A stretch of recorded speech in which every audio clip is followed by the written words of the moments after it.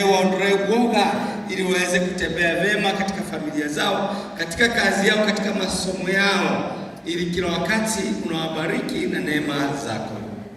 Tuwaombea hata wale wako na bibi zao waheshimu, wawapende na waweze kusimama imara katika hizo familia zao. Naye Mungu Mwenyezi awabariki, awaonekanie katika maisha yenu. Na kama wazee, this month tumekuwa tukisherehekea the mental health of men. Ni vizuri tuache kunyamaza na mambo yetu. Hii sio ule wakati wazee tulikuwa tunaambiwa mzee haliangi,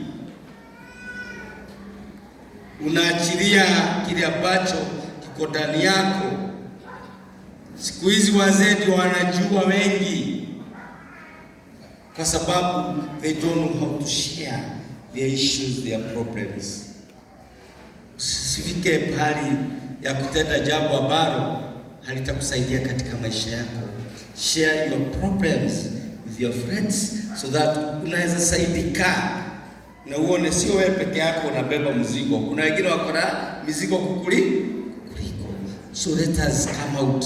Let us come out. Tufundishe hata vijana wadogo how to come out to their problems. Mungu Mwenyezi awabariki, Baba na Mwana na Roho Mtakatifu. Amina.